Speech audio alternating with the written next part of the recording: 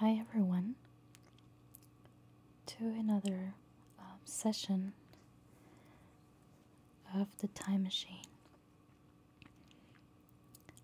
Last time, some of the men were having dinner and they were waiting on the time traveler to join them. But he was a little late, and when he came in, he looked pretty distraught, and I guess he had what they say, a haggard look. So he changed and then he joined them for dinner. Okay, so let's continue.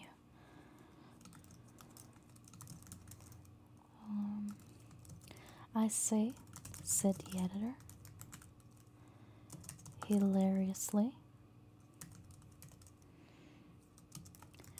These chaps here say you have been traveling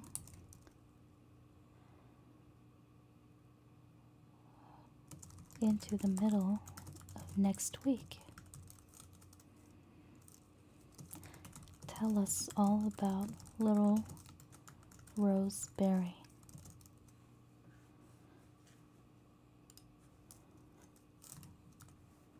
About Roseberry. Will you? What will you take for the lot?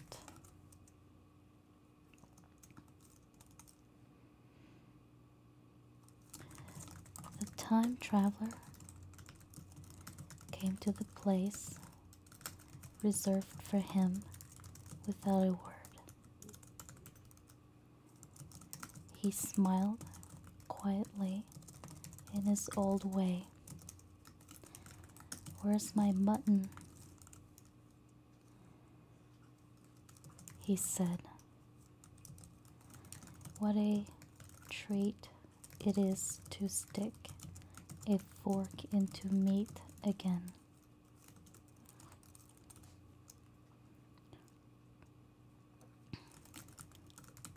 Story, cried the editor.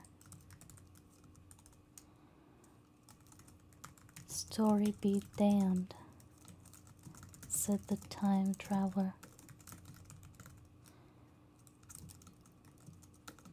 I want something to eat.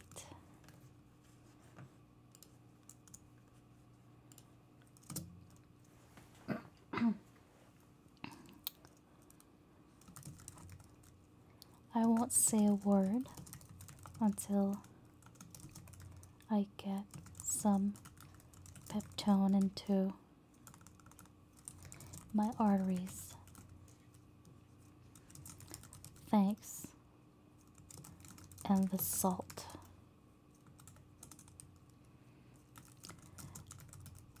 One word, said I. Have you been time traveling? Yes.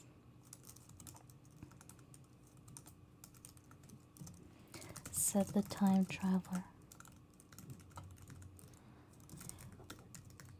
with his mouth full, nodding his head.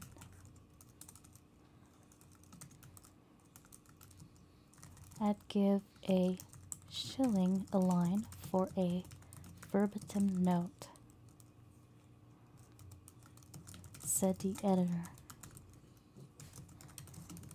The time traveler pushed his glass towards the silent man and rang it with his fingernail,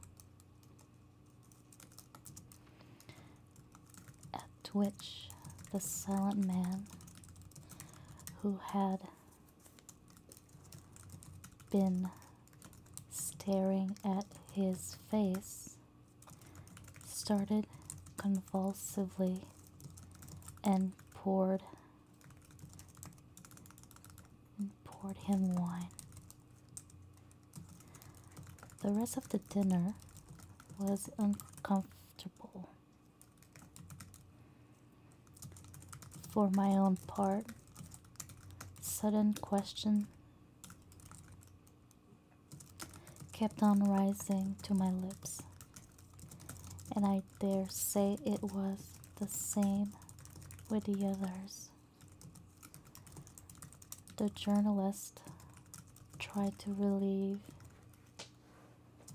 the tension by telling anecdotes of Hetty Potter. Hetty Potter.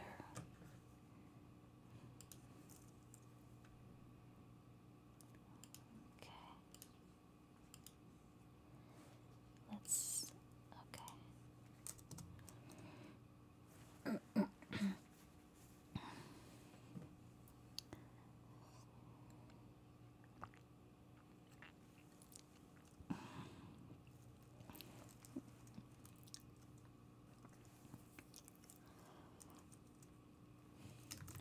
The time traveler devoted his attention to his dinner and displayed the appetite of a tramp. The medical man smoked a cigarette and watched the time traveler through his eyelashes. The silent man seemed even more clumsy than usual and drank champagne with regularity.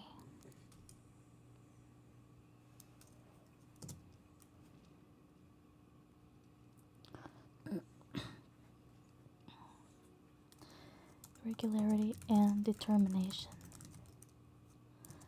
out of sheer nervousness. At last, the time traveler pushed his plate away and looked around us.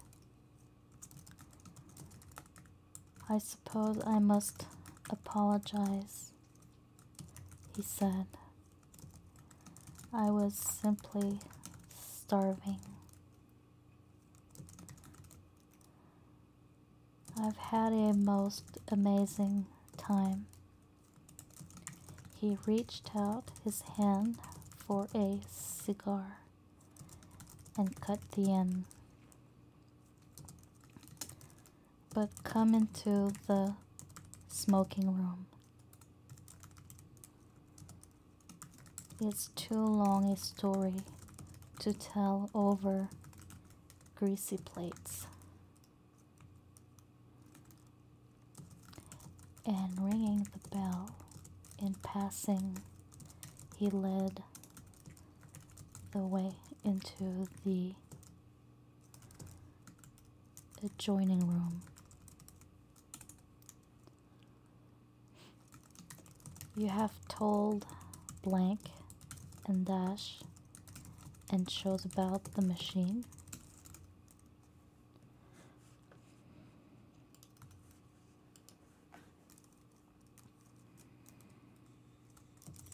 he said to me, leaning back in his easy chair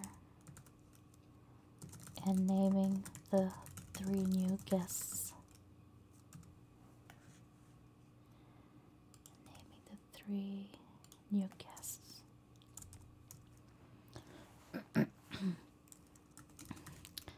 But the thing's a mere paradox, said the editor.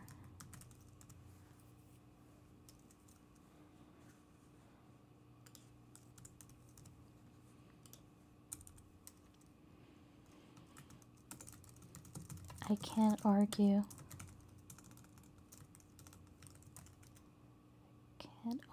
Tonight. I don't mind telling you the story, but I can't argue. I will, he went on, tell you the story of what has happened to me, if you like, but you must refrain from interruptions. I want to tell it badly. Most of it will sound like lying. So be it. It's true. Every word of it, all the same. I was in my laboratory at 4 o'clock, and since then I've lived 8 days, such days as no human being ever lived before. I'm nearly worn out,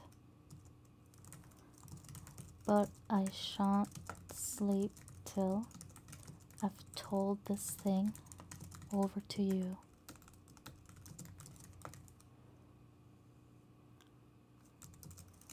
Then I shall go to bed, but no interruptions.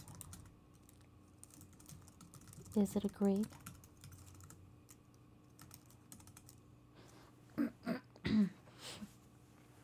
I have allergies. Let me just have a candy.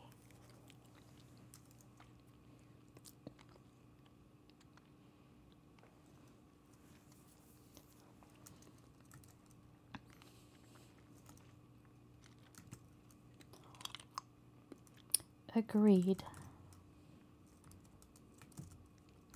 said the editor, and the rest of us echoed. Agreed, and with that, the time traveler began his story.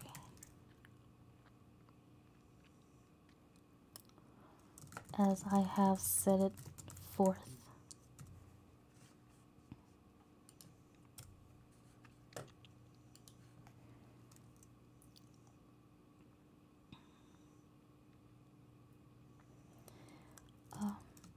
He sat back in his chair at first and spoke like a weary man.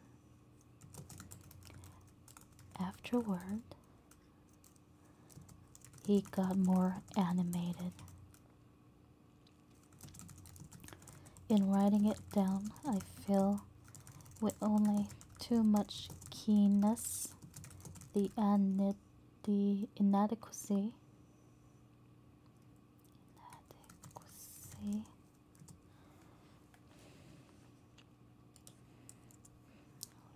too much keenness,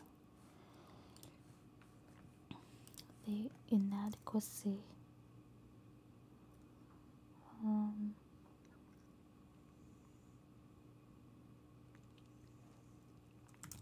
of pen and ink,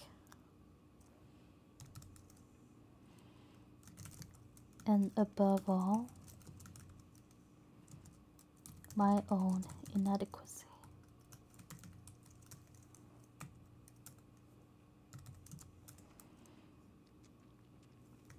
To express its quality. You read, I will suppose, attentively enough.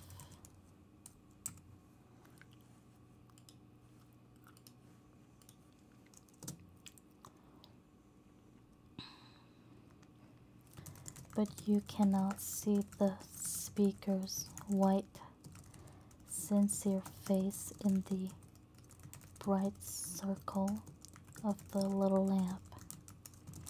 nor hear the intonation of his voice. You cannot know how his expression followed the turns of his story. Most of us hearers were in a shadow, for the candles in the smoking room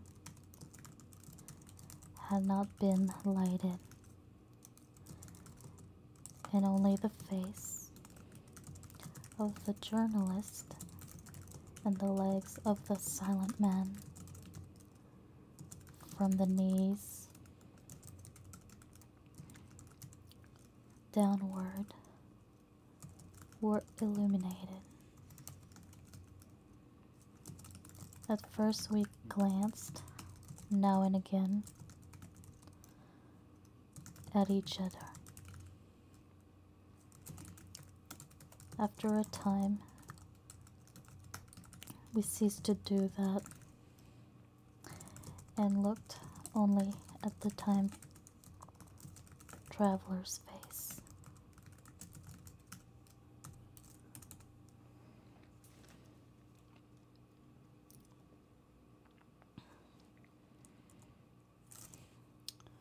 Chapter 3.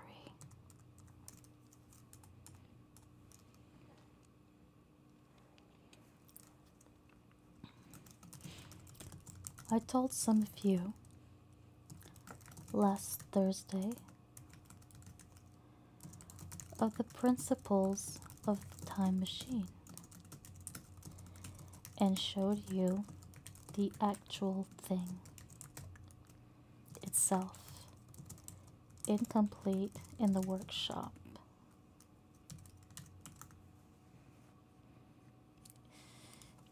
Incomplete in the workshop.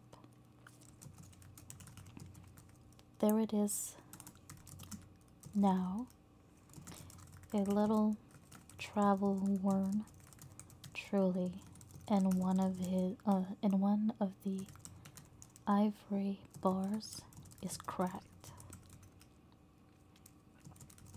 and a brass rail bent, but the rest of it's sound enough. Sound enough. I expected to finish it on Friday,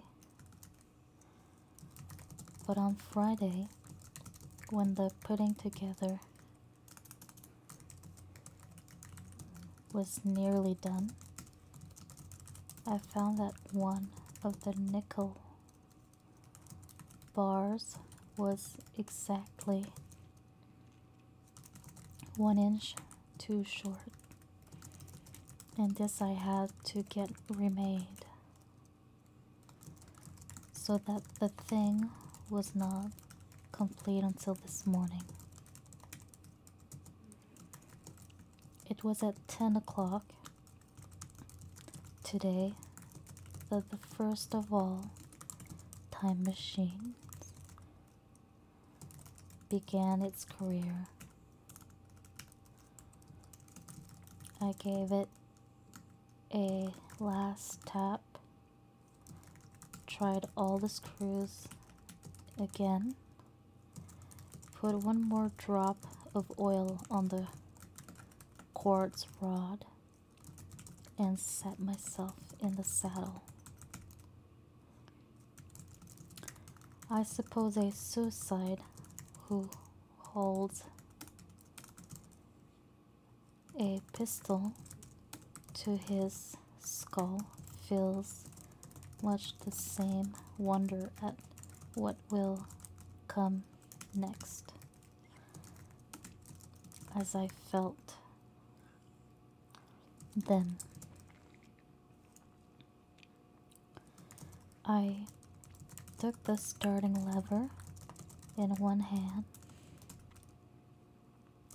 and the stopping one in the other. Pressed the first, and almost immediately the second I seemed to real.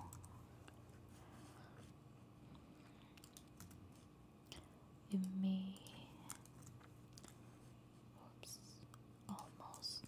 almost immediately. I felt a nightmare sensation of falling, and looking around, I saw the laboratory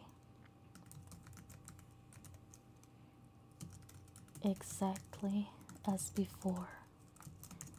Had anything happened?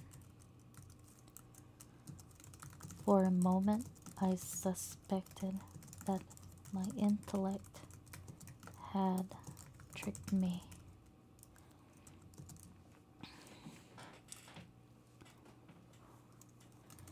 Then I noted the clock. A moment before, as it seemed, it had stood at a minute or so past 10. Now it was nearly half past 3.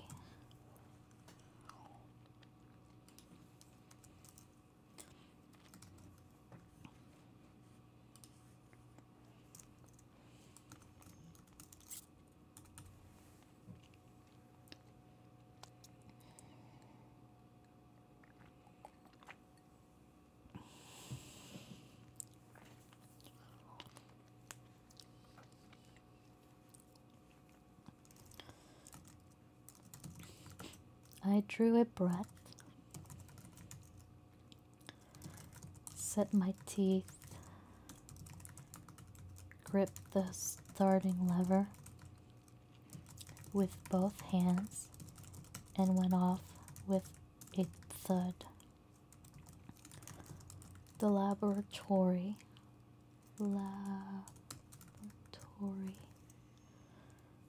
got hazy and went dark. Mrs. Watchett came in and walked, apparently without seeing me, toward the garden door. I suppose it took her a minute or so to traverse the place, but to me she seemed to shoot across the room like a rocket. I pressed the lever over to its extreme position. The night came like the turning out of a lamp, and in another moment came tomorrow. The laboratory grew faint and hazy, then fainter and ever fainter. Tomorrow night came black, then day again, night again, day again, faster and faster still. An eddying murmur filled my ears.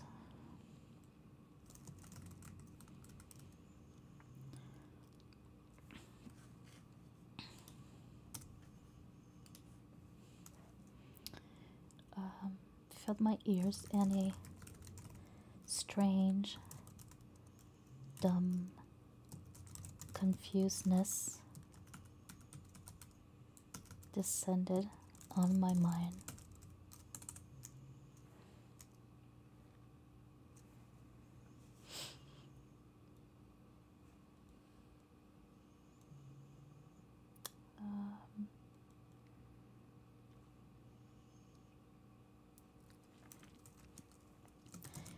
I am afraid I cannot convey the peculiar sensation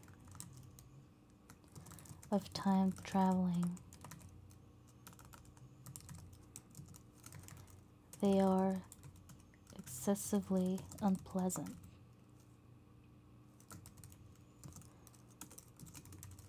There is a feeling exactly like that one has upon a switchback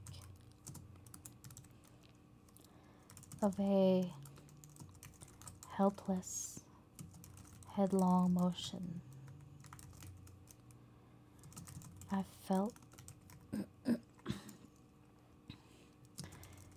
the same horrible anticipation, too, of an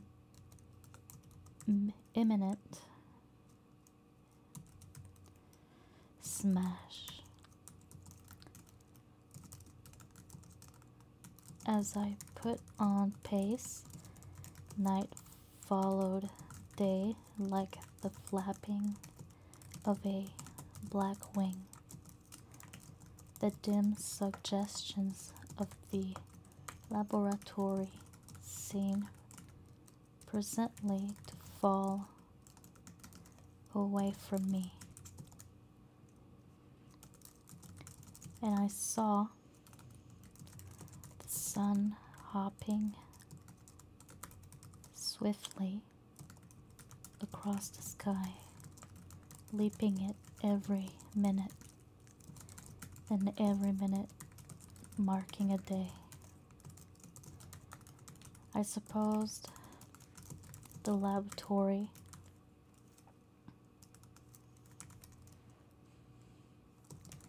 had been destroyed and had come into the open air. I had a dim impression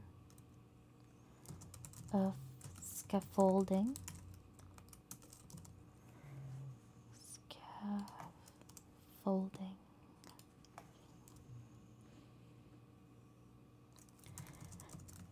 but I was already going too fast to be conscious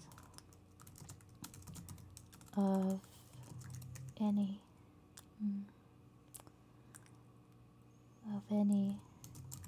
moving things. The slowest snail that ever crawled dashed by too fast for me. The twinkling succession of darkness and light was excessively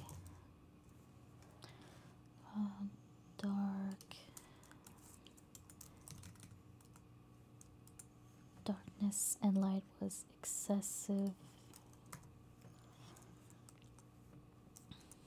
excessively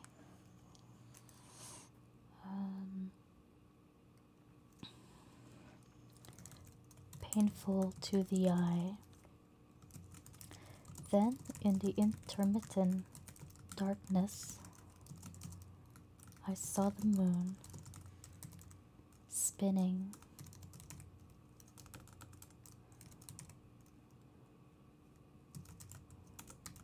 swiftly through her quarters from new to full, and had a faint glimpse of the circling stars.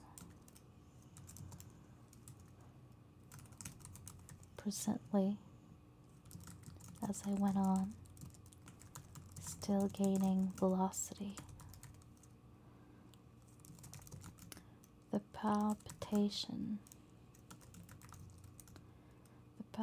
of night and day merged into one continuous grayness. The sky took on a wonderful deepness of blue and a splendid luminous color like that of early twilight. jerking sun became a streak of fire, a brilliant arch in space, the moon a fainter, fluctuating band, and I could see nothing of the stars, save now and then a brighter circle flickering in the blue.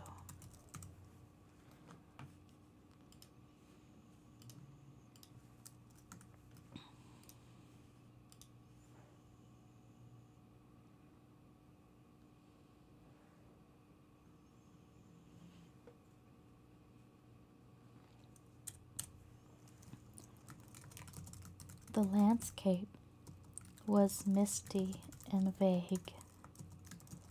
I was still on the hill side upon which this house now stands, and the shoulder rose above me, gray and dim.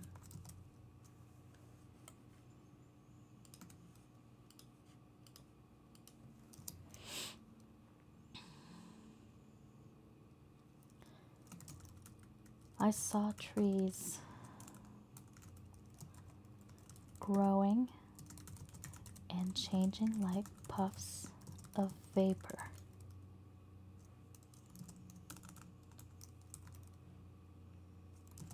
Now brown, now green, they grew, spread, shivered, and passed away.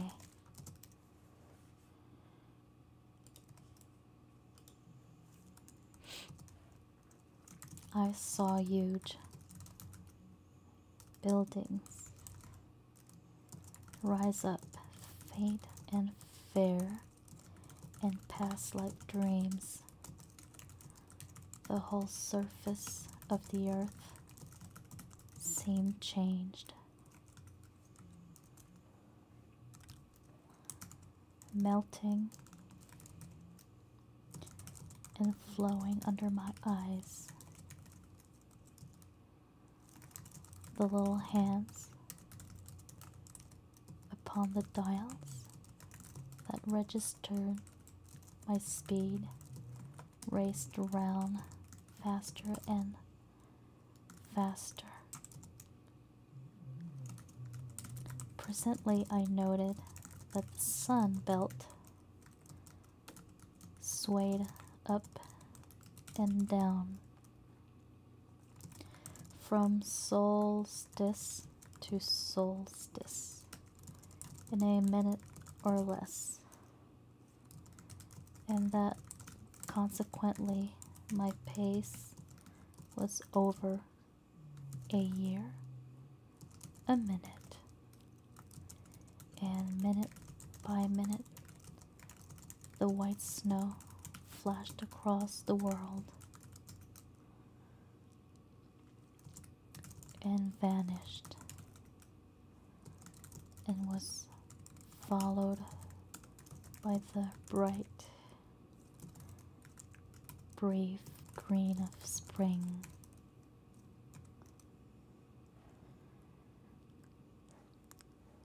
Okay, so we're gonna end here. I hope you guys enjoyed it. As always, if you're not a subscriber, it would be nice that you would subscribe and also give it a thumbs up if you liked it. So thank you so much, and I'll see you next time.